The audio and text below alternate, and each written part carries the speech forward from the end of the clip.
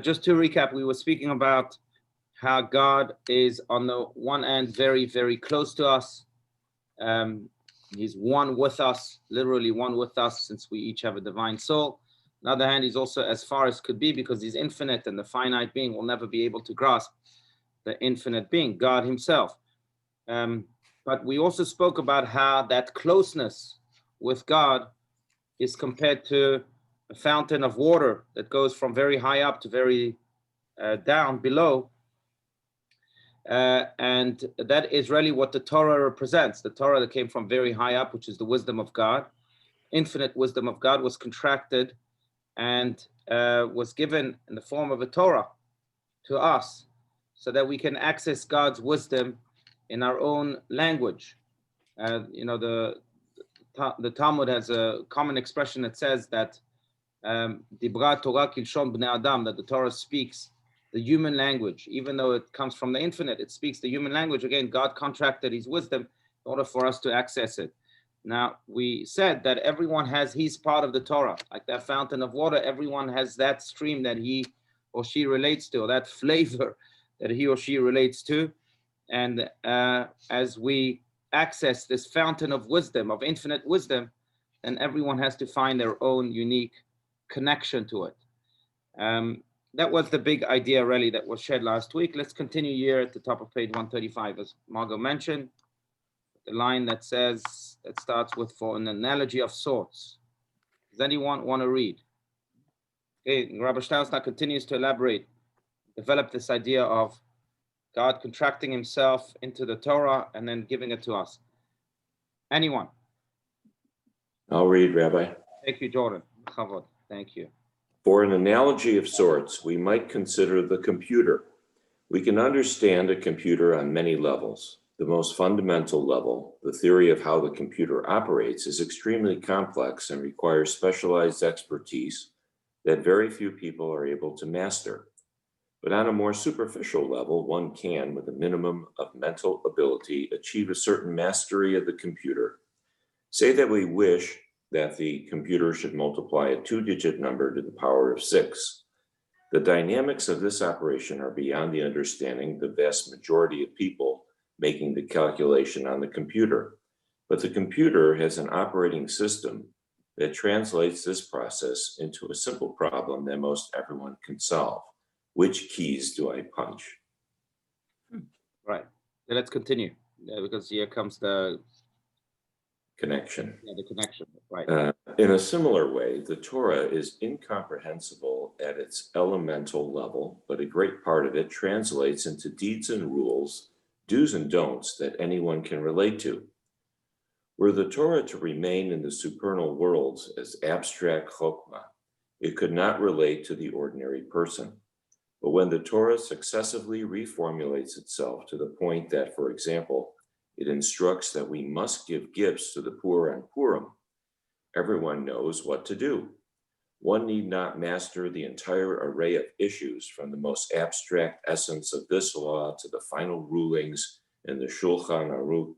Why gifts? What is the definition of gift? How much would a gift be? And so on. All one needs to do is give or receive money on Purim. Right. Okay. Yeah. Go ahead. Fine. A little bit more. Go ahead. Thus, the Torah links the infinite to everyday life. It stretches upward to infinity and extends downward, step by endless step, to a level that anyone can relate to at any time, expressing the divine wisdom within the context of our reality. And our reality is a reality graspable by the body, a reality with which the body can build and involve physical relationship, so that the soul that dwells and operates within the body can experience it, identify with it, and fuse with it. So the Torah, while being the infinite divine wisdom, is at the same time also definitive and intelligible to man. It is the synthesis of God's greatness and his humility, a synthesis that expresses the very essence of the divine. Right. Okay, so I think the words are very clear and very powerful, but that maybe explains why also one can study the same portion, and we do study the same portion every year and find yet different treasures each and every year. maybe deeper treasures each and every year, because really the Torah is a reflection of God's infinite wisdom. The more we dive into it, the more we discover that there are more and more things, almost like the sea. That the more we dive into it, the more we discover more and more treasures, more and more fish, more and more sorts of plants, and so on. Same year. On the other hand, in order to be able to understand and to access the sea, all one needs to do is go to the beach and go maybe even swim, and you will have accessed it. You want to have accessed the very depth of it and the very all-encompassing treasures of the sea, but you will have access to this nonetheless. And same here with the Torah. And that's why I think the comparison to water is so beautiful, because water we can access, we can drink, but to understand the complexity of water, where it comes from, what water is exactly, that's much more complicated, and it takes years and years for us to understand that. Same with the Torah. That's why there's a beautiful line in the Ethics of Our Fathers that says, "Hafoch ba v'hafoch ba dechula ba," that turn it around and turn it around, referring to the Torah, because everything is in it. So one would understand if it, if it said that a lot of it, if the Mishnah said, turn it around and turn it around, a lot of it is in it, or a lot of wisdom is in it. Here it says, everything is in it. Everything is in it. Why? And by reading this passage of the Tanya, we can understand why. Indeed, the Torah encompasses everything. Why? How can we say that it encompasses everything? It encompasses a lot of wisdom. What does it mean? The kulaba, everything is in it. That's because the root of the Torah is God, and God is the root of everything. So the more we access the Torah and the more we delve into it and turn it around, as the Mishnah says, the more we'll go to the source of everything, God himself. And God created that Torah from that source of everything, from himself, and contracted his entire self, everything, into it. And that's why really everything is in the Torah. That's why some of the great Talmudic sages, and even some more recent ones, like the Vilna Gaon, but also like Reish Lakish, is said to have learned in the Talmud. Reish Lakish was an interesting figure. Used to be a bandit, not just a bandit, but the head of a gang. And with the convincing of Rabbi Yochanan, who eventually became his brother-in-law, he turned his brother-in-law, who told him, you have such strength, you should use it for Torah and you'll become a great scholar. And which is brilliant, because I think it's the secret of education, not looking at the external facets of a human being, but looking at what he has within. He had such great strength, Reish Lakish.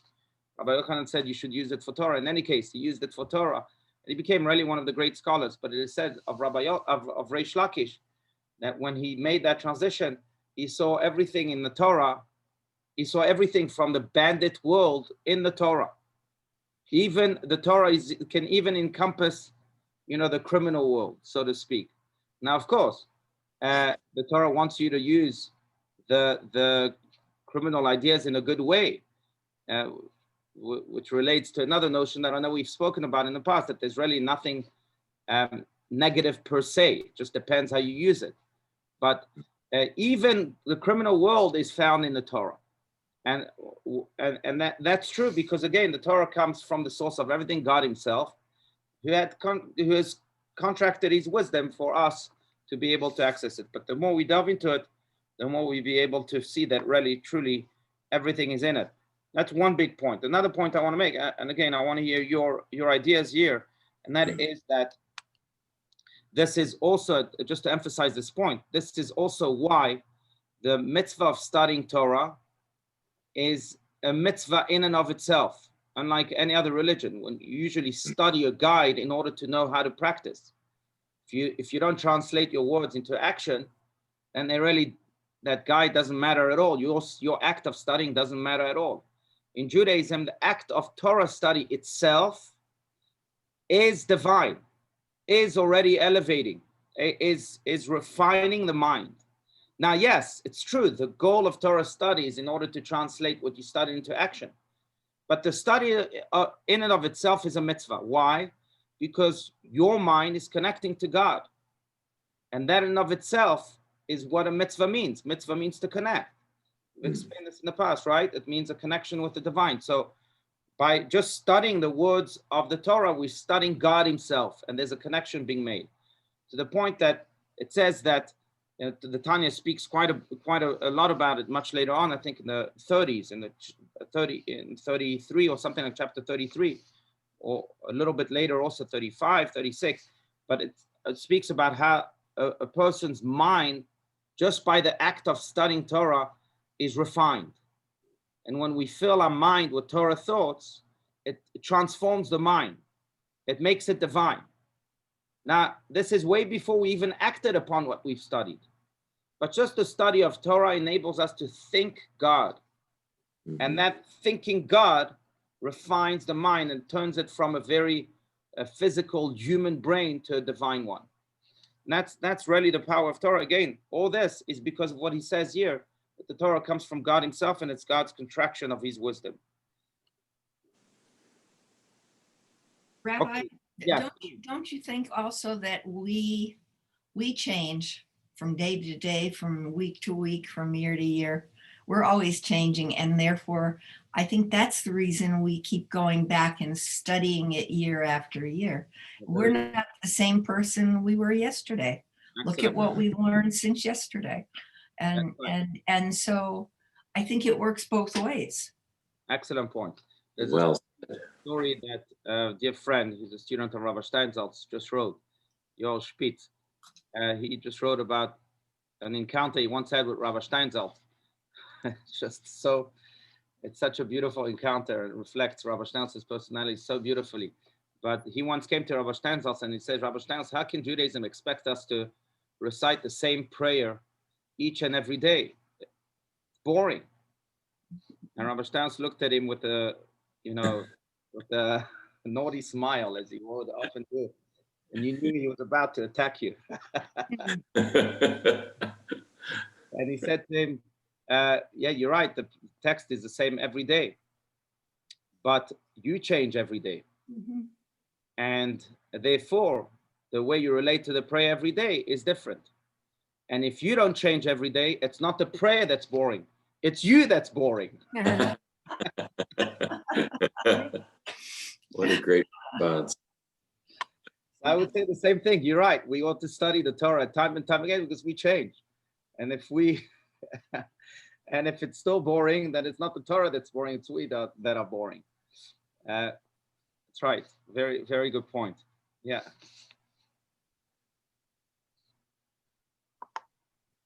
Yeah. I just want to add one more thing. You know, the word Torah is an interesting word. God calls it the Torah. Moses calls it the Torah too. You know, the famous verse at the very end of the Torah is Torah tziva lanu Moshe morasha keilat Yaakov, which means that this Torah that was commanded to us by Moses from Mount Sinai is an inheritance to the congregation of Jacob, to each and every one of us. No one can claim ownership over the Torah. Not even the Jews of Bnei Brak or of Williamsburg can claim ownership over the Torah. It belongs to every single Jew, no matter what. And that's why if I find a Jew that doesn't know a part of the Torah, it's my duty to expose it to him, because it's his inheritance just as much as it is mine. But you know, there are many interpretations to the word Torah. Torah comes from the word teaching, hora'ah. You know, just like the word morah in Hebrew, morah, teacher, because it comes to teach us. God is that ultimate teacher. He's able to contract himself to the level of the student, just like we're reading here. That's one explanation for the word Torah. Torah, some say, also comes from the word light, or, and it's because it comes to illuminate the world. We might see the world in a very simplistic, boring, like we just said, boring way, banal way. And the Torah all of a sudden comes and illuminates all sorts of things that we did not know about the world, and changes our entire perspective on it. But that word light does not just refer to the light that it brings to the world, but it refers to, as the Kabbalists point out, to Or Ein Sof, to the infinite light, which is another word that is used to express God's light, or God himself that's channeled through that infinite light. So when we're holding the Torah, when we're actually studying the Torah, we're studying the light of God himself. Torah, again, means light. So we're being exposed to God's light. And so the word Torah itself has this idea. That's why we also have to wear glasses, in a way, spiritual glasses, because we can be blinded by this light sometimes. That's what happened to, some Elisha ben Abuya, ben Zoma, ben Azai, those 3 of the 4 rabbis who went to study the secrets of the Torah. They were blinded by this light, as the story goes in the Talmud. One of them became crazy, ben Zoma. The other one died shortly thereafter, ben Azai. And the third one became a heretic, Elisha ben Abuya. Only Rabbi Akiva went in peace and came out in peace because they were exposed to that light, Or Ein Sof. So, but again, the word Torah expresses this very idea that it has within it the light of God himself, that infinite light, Or Ein Sof. The Baal Shem Tov would say that one should write a will just before he prays, because you never know after praying if you're going to come out alive. Because if you really pray as you're supposed to pray with all of the intention, all the ecstasy possible, you might die. So you should write a will before you pray. That is, to give away your properties just in case. So I would say it's the same thing about studying of Torah. That when one studies Torah, you never know. You might get so lost in it that something might happen to you. So there's an actual scientific syndrome that is called the Jerusalem syndrome. I don't know if you've heard about it, but you can Google it, the Jerusalem syndrome. And that's a syndrome that affects people that visit Jerusalem or maybe even live in Jerusalem. Jerusalem is so holy that they become crazy. Really, they start thinking that they are the Messiah. You find a lot of people like that walking the streets of Jerusalem that was struck with the Jerusalem syndrome. Because really, when you're exposed to holiness, it has an effect on you. And same with Torah. When we study the Torah, we're exposed to holiness. And that's why, by the way, again, the halachic implication is that we should say the Birkot Torah, the blessings of Torah, before we study Torah. The blessings that are found in the morning blessings, but that's the aliyah that we say, right? So that we become in tune with what we're about to be exposed to. Otherwise, coming to it abruptly can have an effect on us, can give us the syndrome. So it just again alludes to the truth of these words here. How prepared we have to be, lest we are not prepared and then are struck by some syndrome. I like what I'm going to expose you, Rabbi Isaac. I'm sorry. The ethics of our father says that whoever says words and relates them to the author of the words, then he brings redemption to the world. So I'm going to quote the author. Rabbi Isaac just wrote here in the chat a beautiful interpretation to the word Torah. Yet another one says that Torah comes also from the word yoreh kachetz, which means to shoot straight. So Torah teaches us to shoot straight. Beautiful. Beautiful. Teaches us also the straight path. Yeah, very good. There's no fluff in the Torah. Everything there is for a reason, not to butter things up. I just want to add, there's what Diana was saying, that every time we study the Torah, we are different too. But there's different ways of studying the Torah as well. You mentioned the Pardes, the 4 that were in the Pardes, the Peshat, the Remes, the Sod, and so on. Right. Different ways of interpreting the Torah. Mm-hmm. That's right. Yeah, it's very interesting. You're right. So you have those 4 layers, just to explain. You have the simple meaning of the Torah, Pshat. Then you have the Remes, the hints of the Torah. Sometimes those are the numerical values. Some numerical values in the Torah also have their own meaning. then you have the drash, which means the deeper interpretation, and then you have the sod, which is more the Kabbalistic, mystical layer of the Torah. And all four layers are ways to study Torah. Everyone has their own avenue. That's right. Yeah, thank you for mentioning that. Pardes. Pardes stands for Pshat, Remez, Drash, Sod. Those four layers and the Hebrew word names. Right. Rabbi, Yes, please, Jordan. quick question, and you know, of all the examples Rabbi Steinsaltz could use, 613 of them, he chose to use the instruction on Purim of giving gifts as coming from the Torah, which it does not, correct? Right. It doesn't, but that's why he uses, I think, that example. So Why do you think he did that? What? Sorry? Why do you think he chose that as coming from the Torah, when he could have said something about not eating Right. Fish without scales, or you know, whatever it might be? Right.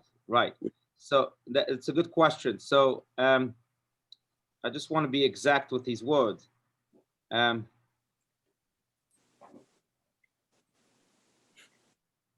Yeah, so I think it's interesting because Purim is a rabbinic holiday. It happened way after the Torah was given, and the miracle of Purim. And therefore the mitzvahs that are attached to Purim, the four mitzvahs that are attached to Purim, really are also rabbinic. And yet Rabbi Steinsaltz brings this as if they came from the Torah. And I think that's to prove this point that he's saying, that the Torah contracts itself so much, God contracted himself so much, that he contracted himself beyond the words of the Torah to the rabbis, who are the carriers of the words of Torah, interpreters of the words of Torah, or the teachers maybe, and then to their words and to the lessons that they gave, and to the commandments. So you have here multiple layers of extraction from the Torah, of contraction of God's wisdom to the gifts. I think it's the furthest point you can reach, given to Purim of God's contraction.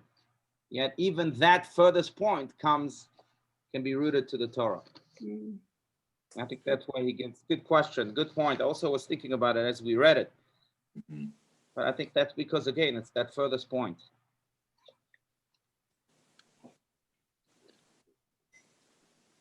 You know, it's where is it in the Torah? Let's try and analyze this. Where is this in the Torah? I mean, Purim is not in the Torah. It happened way after the Torah. So maybe some say that the miracle of Purim in the Remez way has some allusion. You know, I don't know if you've ever heard of the book called, what's it called? Torah Codes or something like that, where you can find all sorts of historic events in the Torah based on you counting, certain numbers of letters separated from each other. Bible code. Letters and so on and so on. What are they called? What is that book called? The Bible code. The Bible codes. Yeah, thank you. So maybe in the Bible code, the Purim appears. The miracle of Purim appears. But maybe a more direct connection is not the miracle of Purim itself, but it's this commandment that says that lo yasuru yaminu small. A commandment that says that one should not deviate from what the sages, the halachic authorities tell you, right or left. So here are halachic authorities, rabbinic authorities that unanimously agreed upon these four mitzvahs of Purim. And because they said it, you shouldn't deviate from their words, and you should fulfill those words. Maybe that's the root of this commandment in the Torah. I think Rabbi Steinsaltz knew that we would be studying this now as Purim is approaching. So he put that in there for us. That's right. It's a good preparation. The whole idea of Purim, and maybe that's another reason, but the whole idea of Purim is exactly this idea that is being conveyed. The idea of Purim, the miracle of Purim, is a powerful one because it's God in disguise. And there are two types of miracles. Those miracles that come and shatter nature, and then everyone agrees, wow, that's a miracle. The splitting of the Red Sea, wow, that's a miracle.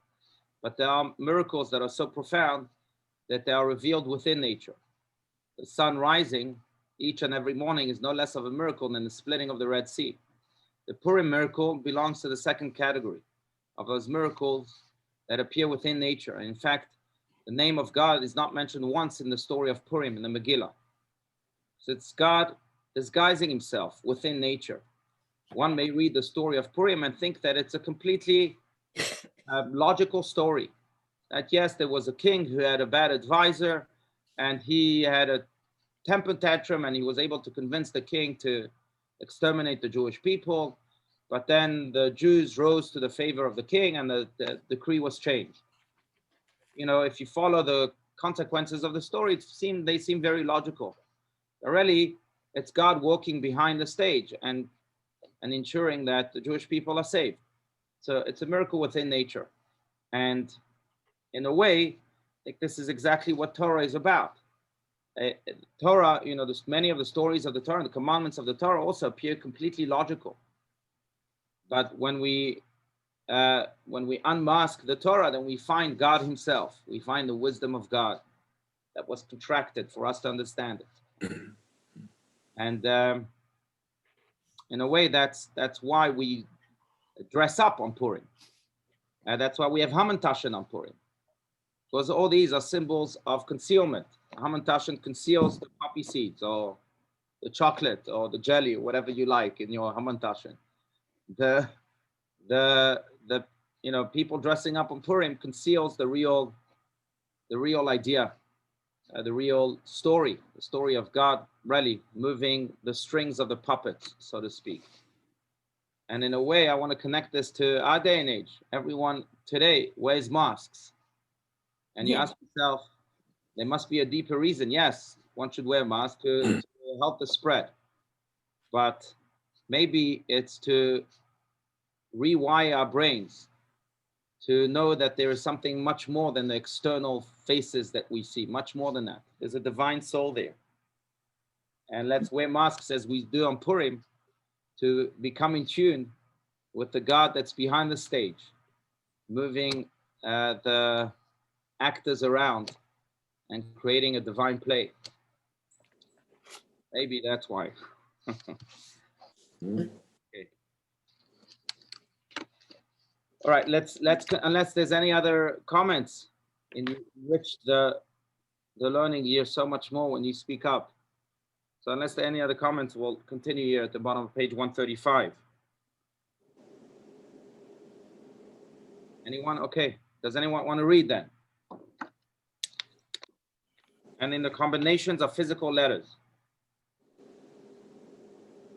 I'll read. Please, Margot, please. Okay. Thank you. And in the combinations of physical letters written with ink in a scroll, namely the 24 books of the Torah, prophets, and hagiographa.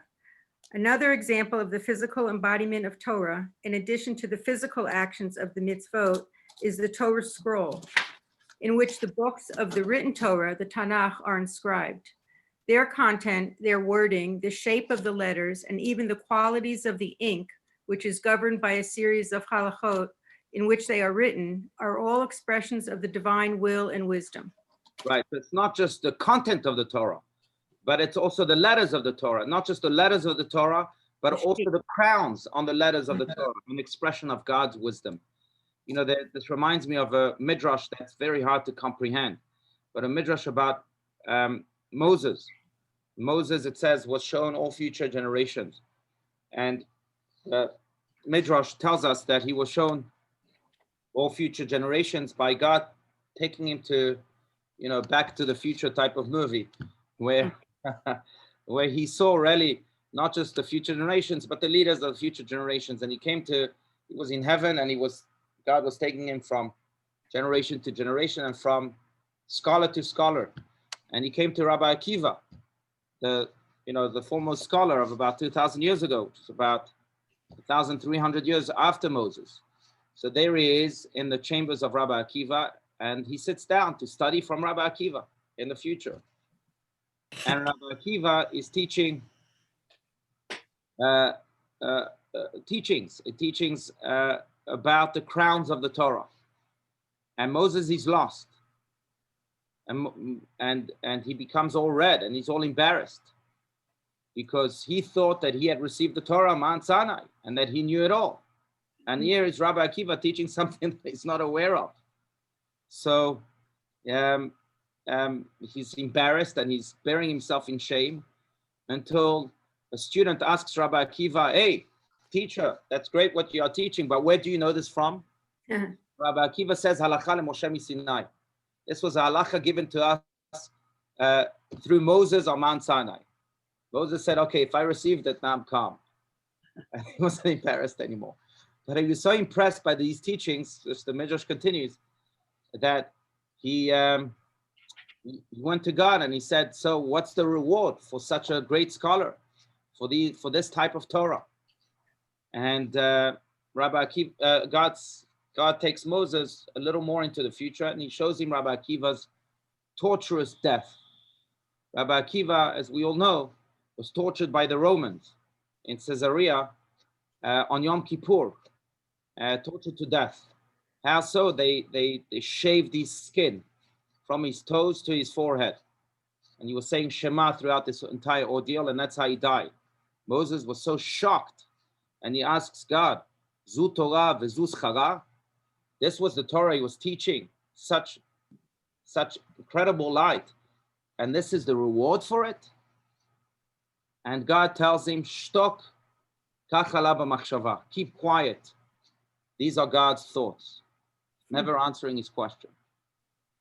But I was just thinking of this midrash, not so much because of the astounding end to it, but also because, again, there are parts of the Torah that are conveyed even in the crowns, even in the letters, part of God's wisdom that are conveyed even in the letters of the Torah. But the ending itself, shows us that there's a limit to that wisdom, to that human wisdom, that we can gain hafochba, we can turn it around. There are parts of God that we'll never be able to understand.